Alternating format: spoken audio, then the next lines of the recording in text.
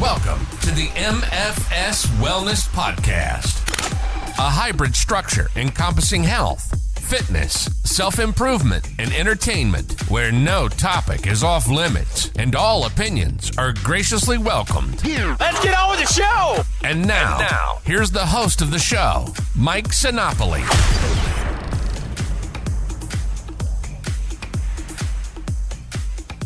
This is the MFS Wellness Podcast. I am Mike Sinopoli. It is St. Patrick's Day. St. Patrick's Day weekend here towards the end. I didn't know personally that people over the age of 35 still dressed up in green and wore those shamrock sunglasses and went out to 16 different pubs and still just got annihilated. I had no idea that we were still doing that. Hey, if you do it and you're having fun and you're not hurting anybody or yourself, great. That's great. No judgment. That's just not something, it just seems something that was something I used to do. And I was just like, wow, okay, people still do this. And I'm just like, all right, not that it's wrong, not that I'm right, but it was just something that's put so far in the past to me that I just see it on social media coming through. And hey, it's a tradition, and it may be a fun one for many people. I used to have a fantasy baseball draft right around now, and we would spend, 12 hours at a bar drinking green beer and just having a good time. So if you're out this weekend or you're, still hanging over a little bit, get well and get healthy. And, it's all right. Just what is healthy, though? That's the question. That's the question I asked and get asked often. It's a tough question to answer.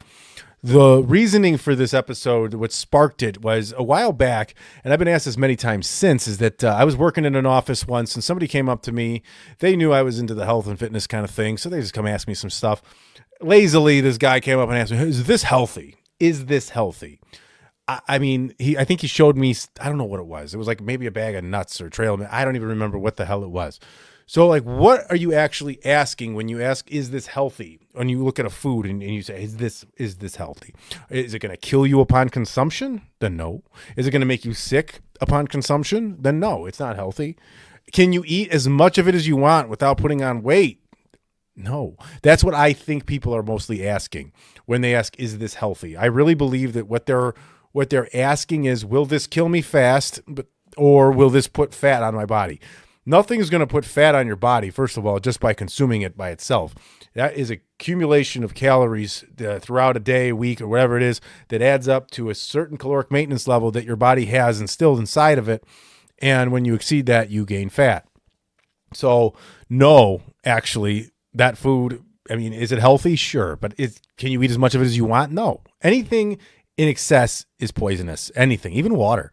So, but water is obviously the ultimate healthy liquid that we can consume. So, is this healthy? When that's asked, is just such a mind-blowing question, because there's so many more questions to follow up with that. So when you look at something, that's the problem. And I think I'm going to do a episode with another trainer soon on good versus bad foods. A problem with dieting and changing your relationship with food is understanding that even food that is deemed unhealthy, Pop-Tarts, candy bars, ice cream, chips, burgers, pizza, fries, all of that is junk food, we call it. And, there is a nutritional value, nutrient-dense value to this food that is, it's processed, it's got low protein, it's got high sugar. No, it's not the most ideal form of food. And, the problem is that this type of food is easier to consume and overeat just because, it doesn't fill you up. So that's the problem with that. And then, in high doses, I believe that this food can actually be poisonous to you and cause health problems. But it's over time, over and over again. So if you're asking, is this healthy to eat? And it's going to base on if you are going to eat it at all or once in a while or whatever, then you know what? There's no real answer to that. You just got to moderate it. Moderation is what the answer is, because what's healthy is olive oil, avocados, salmon, and nuts. That's all relatively healthy food, healthier fats. But as we know, fat is 9 calories per gram, as opposed to protein and carbs, which is 4. So fat will add up much quicker. So those 4 items, if you throw all those in a salad, you're easy at 1,000 to 1,200 calories based on your portion size. So essentially, can you eat as much of that healthy fat as you want? No, because you're going to go over your caloric maintenance much quicker with the high dense calories. That's just what it is. So no, I mean, you might, someone that's not educated in this, and that's okay. It's not saying that they're stupid. They just don't know. I, at one point, never knew. And they might say, oh, olive oil, that's healthy. I can just throw it on everything. But why am I gaining all this weight? Well, because 1 tablespoon is 120 calories. That's why. And you're putting it over, salmon and you're putting it over avocados in a salad or whatever it is. And it looks healthy to you, but it's not. So things can appear healthy. And you want to know the difference between nutrients and calories, because nutrients is sort of, the micronutrients within that sort of, has vitamins, minerals, things like that, stuff that's got the real good shit for the insides. But at the same time, all calories are created equal. Therefore, the calories in a Snickers bar and the calories in an avocado are the same. They're all 1 calorie unit of energy. That's it. And that's the driver of what will cause fat gain or fat loss. So that's it. So you want to think nutrients for how the food is going to probably make you feel, essentially. The satiety might be there. Your internal health is nutrient-based. But if you're talking external, your body composition, you're looking at calories and macronutrients, protein, fat, carbs. That's really where it comes down to.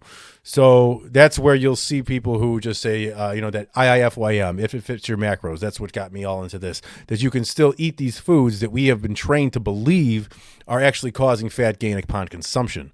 But they're not, because it's just not how it works. So that's why one big thing to unlearn for most people is to stop believing that just because you ate something that's labeled junk food, that it's not automatically taking fat and storing it into your body just by consuming it by itself. So if somebody was to eat a healthy diet or whatever we call health food, just think about that, what you envision healthy. And the 2 people do that, and their caloric maintenance is each 2,000 calories. One eats 2,500, the other one eats 18. The one that's eating 18 is probably going to lose weight. Now, I don't know where their protein count will be. That'll matter. But either way, that's just kind of in a high level there, how it works. So, it covers more than body composition, because even a good body composition doesn't necessarily indicate health. We have to look at physical health as an internal and an external, but we also have to think about mental health, emotional health, social health as well. Some will say that healthy is just the sheer absence of disease. But there's a lot more to it. So, with your physical health, we kind of just talked about that. That's just, you can look at somebody who is maybe in average shape and then someone who's really in good shape. And just to kind of take it out of the whole body composition and nutrition thing, the person that's in presumably better shape, who people would say that's a healthier person, may not actually be a healthier person when you take health and all that it encompasses, because a mental health, emotional health, and social health all matter.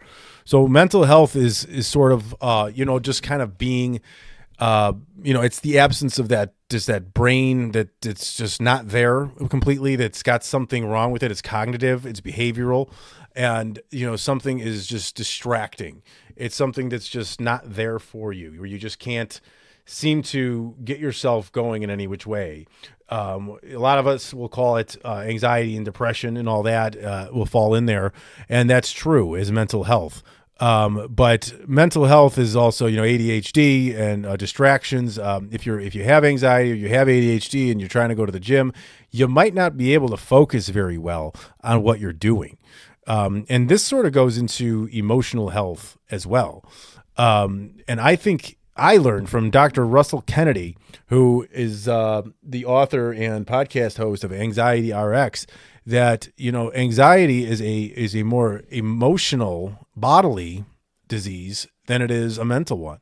So when you start thinking of that it's actually, if you think of anxiety, that's in your gut. Mental health is where you'll be able to have the logical understanding of your emotions. So if you understand, oh shit, I'm feeling anxious right now, this is what I have to do here. So your brain is very analytical. It's very just, there's not a lot, there's a process kind of thought. It can identify the feelings. That's the mental part. So if you can understand, oh shit, I'm fucking depressed, I'm distracted, I'm worried, I'm concerned, and then you know how to go ahead and manage it from there.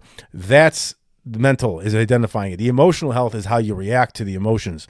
That's an even harder part. That's one I struggle with for sure, because I have an anger issue, and I, can react to that sometimes. And if I don't stop, I know that I mentally know that I have anger, but how do I react to it?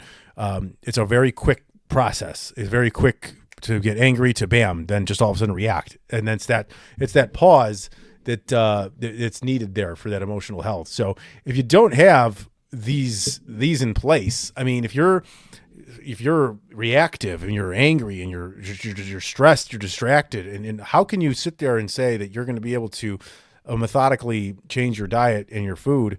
And a lot of that plays into mental health disorders or eating disorders. I mean, because we just kind of talked to Yoli last week, and she mentioned how her traumas led to an eating disorder.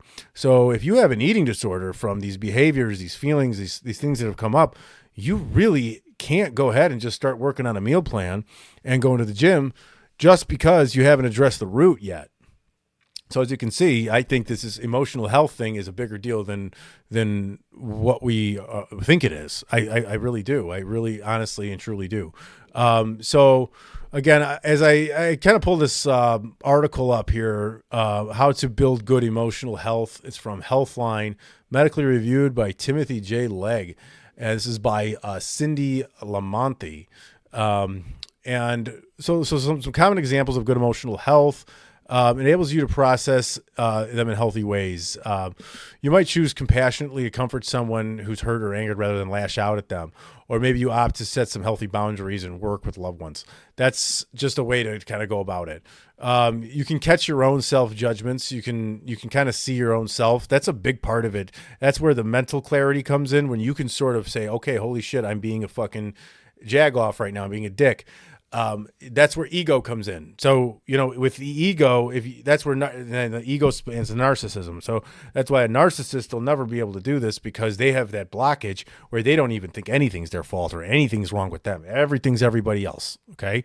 And without understanding that, you have that self-awareness that, holy shit, I'm part of the problem here. And you can do that. You can fix your end of things. You can't change anybody else, but you sure as shit can help figure that part out of yourself and how you react to things. So it's important, though, to focus on your emotional health. It says in here, here's some reasonings. A resilience to stress. It shows that emotional distress makes you more vulnerable to physical illness by impacting your immune system. So there you go. We talked about physical health before. So this is where it kind of brings to light that, holy shit, this person looks ripped. They look great. They look healthy, but they are physically ill inside because they haven't fucked with their emotional health yet at all, and impacts their immune system. Deeper relationships. When you're equipped with the skills to manage your emotions, it's easier for you to connect with others and show more empathy and compassion. You're also able to hold arguments and talk through your feelings. Again, that's tough to do. It really is. It takes putting your ego aside and not reacting. I'm improving on that myself. Fully not there. Not afraid to admit it. Higher self-esteem. Your thoughts, feelings, experiences influence the way you feel about yourself. Good emotional health helps keep you your best self despite any challenges, and you will have more energy, less exhaustion. So these are all things, to practice emotional health. They recommend meditation, journaling, music, therapy, exercise, social connections, mindfulness, and sleep. So that is a lot there on emotional health. You can just kind of keep going there, but that needs to be taken care of. Social health comes in too. So choosing who we socialize with and who are close with. Now, social media has opened that up, huh? Like crazy. Like now we're like, is it socially healthy to be exposed to all these opinions on Twitter, to all these opinions on Facebook, to all these opinions on Instagram, and all these body images too with Instagram? Everyone's filtering and doing lighting and showing their highlights. We know this. So that's bad social health. If you're becoming depressed and taking on an emotional or mental illness from your social health, now you got to stop. You can't really address the mental and emotional health because you haven't fixed your social health, because you're either taking in too much social media, or you're hanging around with the wrong people. You're choosing the wrong friends. Maybe you have a partner or spouse that's not working out right, and you are just spending too much time, or a toxic boss would be another really good example of that. These people that don't fit your goals, they don't fit your future. constantly being subject to them is deteriorating to social health, and social health will ruin your emotional health and mental health, which makes it impossible to work on your physical health in a sense. So it's all kind of tied in. So when you sort of see it that way, that's just shows the trickle effect of how many different aspects need to be touched to really think of what's healthy and how you're feeling and why you do what you do. And a lot of times, if you have let's just use the boss as an example. You have a boss or a coworker you can't stand. What do you do to cope with that? Sometimes you'll drink. Sometimes you'll eat. Maybe you do drugs. Whatever you can do to kind of offset this feeling that they instill in you. This I hate the word toxic because it's overused, but this gross feeling that you get that causes you to want to use substances to ease that. But we know that anxiety is, you can take some booze down to ease the anxiety, but that'll come back threefold and even worse on the other end. It's a temporary fix. It does nothing for help in that sense. And that while that will also deteriorate your physical health while you're trying to block out the social health. So you're not actually addressing anything, you're hiding, and you're messing up your social, emotional, and physical health all at once by drinking. That's kind of really what the reality of is. Yet in society, we celebrate booze because, hey, today's St. Patrick's Day. Get your green beer. Forget about your boss for a little bit. Happy hour, right? They call it happy hour when you're drinking. Now, look, I understand that people don't like when you kind of shit on alcohol because it's their escape, and it's an accepted escape. It's easy to shit on drugs because, they've been illegal. They still are the mass majority of hard drugs. It's easier to shit on that just because of every reason. But alcohol is killing as many people as those drugs, if not more, just because of it's socially acceptable. I don't know. So you think about it. Like, it's just this big effect, and you're just really going into a place of hiding when you go drink. And you go out, socialize, and drink. And then what happens sometimes is you socialize, you start drinking, you start feeling good for a little bit, and then you keep going. You like the feeling because you've eased it off. You've taken the edge, and now eventually that will turn on you if you binge drink. And I've been there. So what that will do, that'll end up easing your emotional health, and then all of a sudden it's going to spike it, whatever's bothering you. If it's anger, then all of a sudden, bam, the anger is going to show up if you keep drinking, and you get to this point of where you lose control even more so. If you don't have control of your emotions sober, how are you going to do it when you're wasted? And then you end up in those really heated, oh shit, what did I do last night? Fucking arguments with somebody. So there you go. It's curing. I don't even say curing. It's easing your emotional health issues, and then bam, it's just shooting it back up at the end. And then it takes you down. You're hungover the next day, and then you eat like shit from fast food restaurants. Then again, bam, physical health getting fucked. I know I'm rambling a lot. I have no idea how this fucking thing's going to sound. So that's just how all these are tied into each other if you think about it. So when you just want to say, oh, look at me. You look in the mirror. You say, I'm fat. I'm overweight. I don't like how I look. I don't fit in my pants. This is bullshit. I look like shit. I hate myself. That already there is a bad start because you already have poor emotional or mental health, whichever one you want to say that is, because you're having shitty self-talk. You're talking to yourself like you hate yourself. So what you want to do is pick somebody you would never talk down to, or diminish, maybe a kid or a spouse or a girlfriend or boyfriend, somebody that you know or a parent that you would never ever in your wildest dreams even speak down to or talk bad to, and pretend that person is inside of you, and you talk to yourself that way, just to yourself. You don't have to sit there spouting it out in front of people. You just so you treat yourself a little nicer. How would you talk to for me, how would I talk to my daughters? Am I going to look at my daughter in the mirror and say, you're a fat piece of shit, go to the fucking gym? So no, don't look at yourself in the mirror and try to motivate yourself. Hey, you fat piece of shit, get in the gym. You don't do that. Because it's going to you might go to the gym that day, but you're still negative talk, going in there, punishing yourself. You're looking at like punishment because you're telling yourself you're a fat piece of shit. And then you're going to the gym and beating yourself up because you're probably going to overtrain, overdo it, try to sweat your ass off. You're in the moment. It's a temporary motivation. You're going to fucking hate yourself when you're done still because you haven't addressed the root. Bottom line. And that's just how this cycle goes. So self-hate will go nowhere. If you hate yourself, if you even pretend to hate yourself, if you talk down to yourself, forget it. Stop doing it. Bam, done. So anyways, with social health, sometimes it is about disconnecting, going away for a little while, maybe deactivating your social media, not going out to the bars too much, not going out as much. If you can detach somehow from work for a little bit, I don't know. There's two different things. There's loneliness and there's being alone. Being alone is healthy to me. That's solitude. That's time to reflect. That's meditation. That's just like time to read, time to do something constructive for yourself. It's quiet time. Loneliness itself is not being alone. Loneliness is a symptom of depression or a form of depression. I was in it before. I've been depressed, and I was at a concert, and I'd say there was, 13,000 people there, and I felt lonelier than ever. And I'm around all those people. I've had times where I wasn't in a depressed state, and I was sitting there alone, and I felt great. It was just pure solitude and just time to myself and just the ease I needed. So don't look at those two as the same. They're very, very different. One is a physical state, and the other is actually a symptom of poor emotional health. Social health with work is something else I wanted to talk about. We talked about this here now. You only get one life. Okay, there's many jobs. One thing that you cannot sit in, we cannot stay in, is a job we hate every single day, whether it's the work itself, whether it's the superior, your direct report, whatever it is, your coworker who you can't stand, who keeps on complaining every day and just infiltrates negativity for hours a day, 5 days a week, and you just can't be there any longer. There's nothing wrong about leaving your job and going somewhere else and doing something else, even if it's every 5 years. It doesn't matter. There's no time. You only get one life. You only get one body. Yet we are trained to treat ourselves as if we can go to the store, buy another body, or apply for one on some website and just get a new one. Oh, now we're good. No, that's the jobs you can do that for.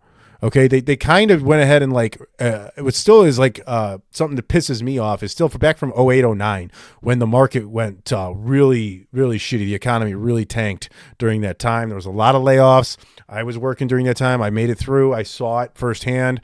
I mean, it was sad. I saw literally 60-year-old women who still needed to work 7 more years getting laid off in tears, not knowing what to do with themselves. I felt bad for them. I really did.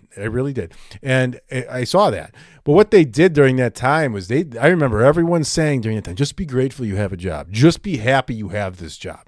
Don't get me wrong. Gratitude for a job is all good, but don't let it be the piece of complacency that makes you just sit there and stay. Oh, I just should be grateful for this. I should just be grateful for this. I should just take it and I should just not do anything. Look, I'm not saying go and quit your fucking job on the spot and do nothing and fall into deeper debt. I'm just saying constantly find ways to figure your way out while you are still there. There is a light at the end of the tunnel. You're going to be in a better mood because you know you're working towards a way out. If that job is hurting you physically, emotionally, mentally, whatever it is, you got to leave. You got to go find something else. And you might end up in a worse place. My grandfather used to say, just don't jump from the frying pan into the fire. I said, you know what? Well, if I do, then maybe they'll get me off the whole stove faster and I'll get myself figured out. But wise words by the man, just looking out for me. But I said, you can't just sit there and cook on the frying pan and just sit and wait until it's time to be eaten, which is basically retirement and death. And then you just have worked and shit yourself into this poor health. I've seen so many people. It's so ass backwards that they don't take care of themselves. They're working and that's fine, but you got to balance it out with taking care of yourself. What good is it to work all these years to just end up immobile, decrepit, and in and out of doctor's office with all kinds of medicine when you're 65, 67, if you can even retire by then? At this point, with the way the economy is, with the way that prices are for what they're doing, I saw a graphic that showed, it was a reel on Instagram. It was about, it showed about 1988 it started, where the cost of living and the average income in the country was, it was a line graph. So they were kind of close. And then it showed as the years went on, 89, 90, 91, 92, and it kind of just the cost of living and just kind of kept skyrocketing up, just like a plane taking off. But the what do you call it? I'm losing my thought train here. But the salaries, yes, the salaries stayed like a car driving on a bumpy road. That's the best I can do without a visual right now to describe it. And it just keeps going further apart. So what that does, it's like depleting the middle class. And it's unfortunate. And things are, as you know, going to your grocery store, how fucked it is. So That's a fucking problem right now. Because I mean, I remember thinking, back when I got into the workforce, early 2000s, I thought $40,000 was a good salary, like a really good salary. And then it wasn't a bad salary. Now, they're still offering in 2024 $40,000 salaries. And this is with a 4-year degree I'm seeing. I'll do a whole thing on college and what I think one day, but we'll go from there when that happens. But I'm just saying that is fucked up, because that is nowhere near can you survive on that. It's like you need dual incomes. You need 2 jobs. It's wild out there. And then you put the taxes on top of that. And we're nickel and diming ourselves to death with these fees, with these, these tips on these iPads and this extra processing fees on credit cards. We're just getting destroyed here. Anyways, let's see here. So social health, I was on that, and I just go off in tangents, whatever. That's really the main part of it. So how to tie it all together, right? Besides me just kind of rattling off all this scary shit, you can also go to, someone wanted me to say spiritual health as well. Some people don't like the word spiritual, but there is a relationship with a higher power, with God, with whatever you might believe is here after this world, that you have a good relationship with that. That's something that's very valid, I think. I think that can help with emotional health and social health, being part of a church or a community group of some sort. But for me, the gym has always been a place of good social health.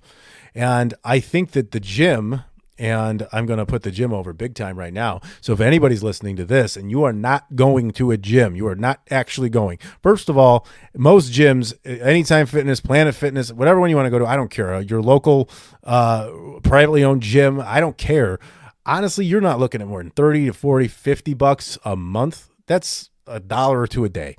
That's not bad for a place that covers all aspects of health, in my opinion, because the physical is obvious, right? You go in there, that's what we think. When we think gyms, we immediately think the physical. That's really where everyone's brain is. 95% of people are just going to go with that.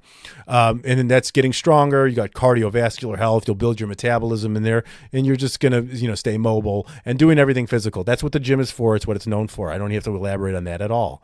Mental health is helped by taking on a new positive habit and focusing through mind-muscle connection. So if you think about it, mental health, we got to do something that's like a new habit that we can learn, that we can like think, okay, I have to go and I have to do this. Brain, thinking of that. Mind-muscle connection, what that is when you're doing a movement, you're not just sitting there thinking about where you got to be later and you're just going through the motions and you're just swinging your arms around doing curls. You're actually sitting there focusing on what you're doing, squeezing the muscle that you're targeting, which means you got to know what it is.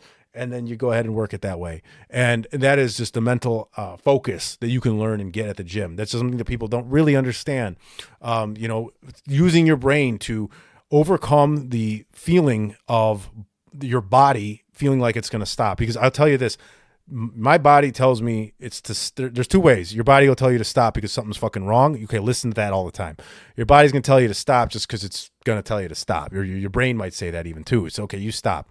But your body can do more. So you got to overcome maybe that thought that says stop because your body's getting, this is getting hard. So let's stop. But really, I've done that before and I've pumped out 4, sometimes 6 more reps from there. And that's how progress is made. And that's where the mental training comes in, when you can just be so focused on it that I can get that extra couple of reps and do it. Mental training as well as physical right there. Now, your emotional health, in my opinion, is lifted as you add self-confidence and you boost your self-worth and keep your ego in check. Because if you go in there and you just have this high-ass ego, you're going to shit your emotional and social health away. No one's going to want to be around you. And the ego, as we said, it blocks your emotional health. It blocks things that can help you emotionally. It blocks you knowing what is wrong with what you're doing and how you can improve yourself through self-awareness. So don't let the ego get boosted when you're lifting the gym. You're growing your muscle fibers, not your ego when you're in there. So keep that at check. And social health can be improved because you meet like-minded people that have a similar goal as you. They help you, you help them, and it becomes honestly a place of peace. You see everybody, you give each other a handshake, or you say hello, a head nod. I've met some of the best people at the gym, and we were talking to Yoli last week, and that's where she learned to come over her eating disorder. So If you haven't listened, it's the previous episode, 77, I believe. She literally was disordered eating. If you haven't listened yet, she told her whole life story about how she took on 18 years worth of disordered eating, bulimia, anorexia. And the way she broke it was at the gym through talking to a few of the other members, and it helped her learn strength training and how to eat and fuel herself. That's what broke her eating disorder. Had she not been in that gym, who knows how long that would have lasted? Who knows if she'd still be here? We don't know. So that's just another part of health that the gym helps. So I did it. I just want to tie that up a little bit. So if you can see, like, there's a lot more to this than just, hey, let's go do a little more, just walk a little bit more, or just eat a little healthier. There's a lot more to this. It's deep. And I'm already 30 minutes in here, and that's a lot because I talk a lot, and that's all right because this is important. So I went to Instagram like I do at times, and I got some responses. I asked, what health means to you, or what does healthy mean to you? I'm going to keep these anonymous today just for the hell of it because I want to, and I'm going to respond to them. Here's the first one: finding balance in all or most aspects of your life. I like that. It's general, but you only get so much to respond with. But balance, moderation, and just kind of staying even keeps you going longer with different aspects. So I like that idea. Another entry says mental health, physical health, and consistently work on yourself in all facets of life. Very close to what we talked about here. And mental health can also incorporate that social and emotional health as well here, I'm sure. Another one here, being strong, balanced diet, being able to eat off plan occasionally without guilt, and going on walks. Very balanced right there. That's huge. Being able to eat off plan without guilt. That's actually a bigger deal than you might think, because when you give a client a meal plan, there's this just mental wiring that people believe that they need to go meticulously through this, especially if they have any sort of disordered eating or they have a type A personality, that they need to just go ahead and be perfect on there. It's very dangerous. It makes me not want to do meal plans anymore because it's just going to work in reverse. But you have to be able to go off of that and realize it is okay. This is a guide. Your numbers in the end of the day are what matter. Your protein, your fat, your carbs, your calories. That's what's going to matter. And even if you do a whole day off, it's okay, because that's just one day in your entire life. The percentage of that is a fraction of a fraction. So that's a good response. Another one is balance between family, friends, food, activities, and the rest in moderation. I like that because that gives us a lot of what we sort of talked about. Family and activities is, stuff that can help your social and emotional health. Having your friends around as well, mental and emotional health too. Which I like. Another one here is less processed shit, meat and veggies and fruit only. It's fine. I like the less processed shit and eating more whole foods and meat and vegetables and fruit, but a little bit too diet there. You can have carbs, you can have some processed foods, you can eat fat.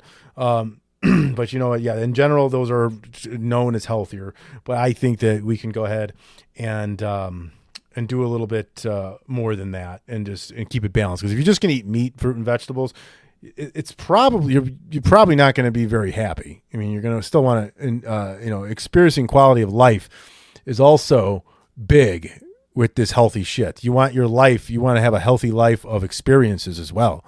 So, if there's a new wood fire pizza joint down the street and I'm only eating meat, veggies, and fruit, I can't go. Therefore, I'm depressed and down because I can't go out with my friends there because I'm going to be feeling like I can't have it. So that destroys my social health. And it also messes with my emotions because I'm depriving myself and I'm feeling restricted and upset, and I'm going to feel off. I don't think it's going to be good. I think at times that's where the balance would come in. But I get what that person is saying. Absolutely. Then I had two other ones here that came in as comments. Body by Yoli, who I said I was going to be anonymous, but whatever. She's been on the show, so that's what she gets here. To me, it means that I feel good throughout the day, that the food I'm eating or the workouts I'm doing are not causing stress to my body. It means having a healthy relationship with food and fitness, and then I'm not constantly worried about how I'm going to burn what I eat. That's another one, burning what you eat. If you try to burn off what you eat, you will lose your mind. Won't lose weight. You will lose your mind. I promise that, because it's an impossibility. Because if you don't realize, where your body's going to burn X amount of calories a day, it's your BMR. So that's your basal metabolic rate. Your body will burn X amount of calories at rest based on your age, your height, your weight, your gender, your activity. It's going to do that. Actually, your activity includes a TDEE, which is total daily energy expenditure, which is your total amount of calories your body will burn with movement, exercise included. But if you're going to go ahead and try to manually burn every calorie you take in, think about that. You're going to try to go to zero. It's like you're not fed. Zero. You want to go to 0 calories. That's what people try to do, I think. I think they have a misperception of that. Calories in versus calories out. In a sense, it's true, but you have to know what your body's burning already, so you don't have to go ahead and try to take those calories out. You're supposed to eat. You have to eat food to live. I think we lose sight of that sometimes, and I'm not trying to be funny. Let's see. Then Nick Betch, he says, I guess I'm reading the names now. What do I know? How does this food or activity leave me feeling today, tomorrow, and if I repeat it down the line? Is it conducive to the life I'm living now and the life I want to live? Does it leave me a positive impact around others? Am I a better person because of it? So see, he goes pretty deep there, asking questions about how his eating and such will kind of affect everyone around him. And that kind of goes like with what I was saying about, hey, don't just stick yourself in a hole with meat and vegetables, because if you want to go out to that pizza place, how is it going to make people feel when you keep telling them you can't go out because you're afraid to eat the food that's out at the restaurant? Again, it goes back to what other people had said, is to balance it out. Don't always go out to eat. Make it an occasional thing. Look forward to it. The worst thing you could do is just start going out to eat all the time, spend a bunch of money. You're not going to appreciate the food anymore. You're taking in excess calories, because we know restaurants, their business is to sell you food, taste, value, service, ambiance, things like that. So you're going to just numb yourself to those fun experiences by just going all the time, to where it's no big fucking deal. So anyways, so that kind of swing this thing around to the end here. What does healthy mean? A lot. That's what it means. So you can see it's more than just switching from white to brown rice. There's just so much more to it. It goes so deep. It's all individualized too. So what worked for me, I won't tell you. I'm not even going to say, because it's been such a long process of health, what healthy is. I was posting on social media my progress photos, not 15, but like 5, 6, 7, 8, 10 years ago, I started doing that.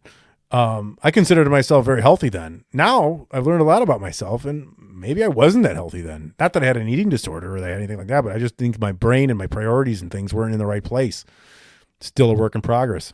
It really is. I think your health is just a constant progress work. You can't set and forget it, your health. And then it takes a lot more. It takes a lot of self-awareness and knowing yourself to get there. And it's so much more than just, hey, I'm going to follow this meal plan and I'm just going to run away from carbs.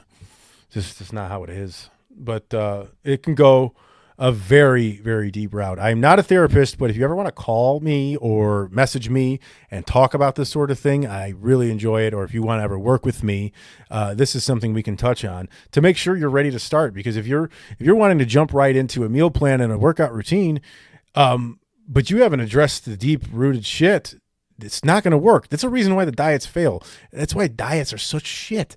They're so bullshit, because if you think about this, you're not addressing any of the root issues. They're going to throw some rigid crap at you that takes you out of your entire fucking life. And you're going to just have to feel like a prisoner. And then you say, fuck this. I'm not doing this. And I don't blame you, because it sucks. And you ruin your relationships, you ruin your emotional health. And most of these diets are extremes because they want you dependency. So they'll deplete you of your muscle mass and your fat.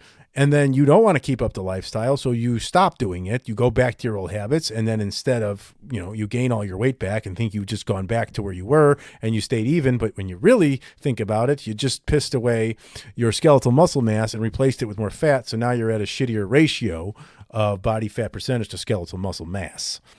All right. I'll shut up. I have to stop because I will keep going. I can't believe I just talked for 39 minutes as of now. Holy shit. All right. Well, social media. I am on Instagram. I am on Facebook. I'm sometimes on LinkedIn. I'm reluctantly on Twitter, X, at MFS Wellness. My email address is mike@mfswellness.com. My website is www.mfswellness.com. And yes, I said the www. I spared you the http // whatever the fuck. Oh, I'm so old. But anyways, that's it for today. Happy St. Patrick's Day. Enjoy your hangover. Do not throw up too much green beer. Get back on tomorrow. If you had a fucking weekend that was out of control, just start back tomorrow. Be like, St. Patrick's Day's done. Let's do better. Let's do better tomorrow, okay? I'll talk to you on the next episode. Thank you.